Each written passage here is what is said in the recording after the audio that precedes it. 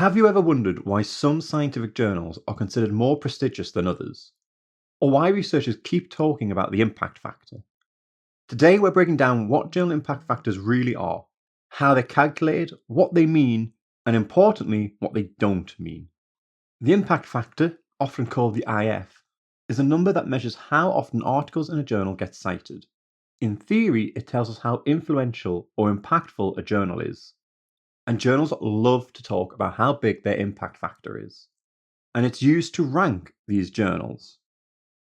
The impact factor is a very simple equation.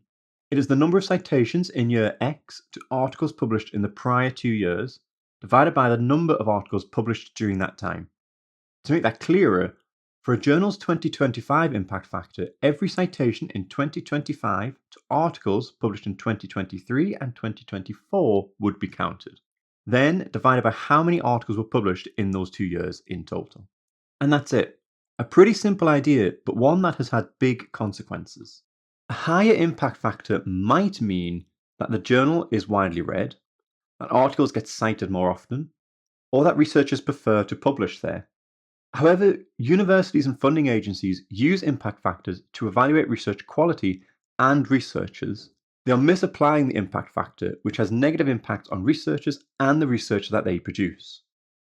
And impact factors are far from perfect. So let's talk about some of the issues. Impact factors measure the journal, not the article. A single blockbuster article can inflate the score, even if most articles get few citations. And this isn't a small inflation. This example increased the journal impact factor almost 20 times, and it was a single article. This tells you nothing about the other articles that are published in that journal, and is therefore one of the reasons why we shouldn't rely too heavily on the impact factor. Another issue is that different disciplines cite work differently.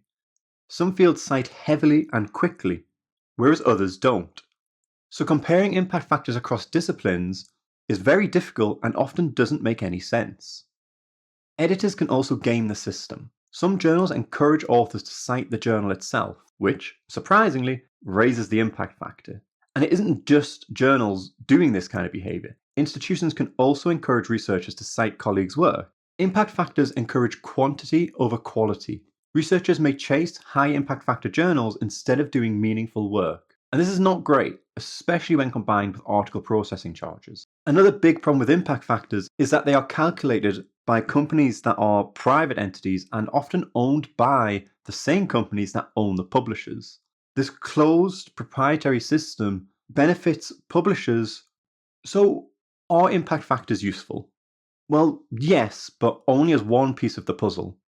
They give a quick snapshot of how often a journal gets cited, but they don't measure the quality of your research, your creativity, or your contribution to the world. If you want to learn more about preprints, then check out Rippling Ideas, an advocacy and consulting organisation led by the world-leading preprint experts with a people and evidence-driven approach that you won't find anywhere else. Head to ripplingideas.org to learn more about preprints and see even more resources. Sign up to our newsletter to keep up to date with our latest efforts and a monthly roundup of relevant news. And don't forget to hit that subscribe button below too.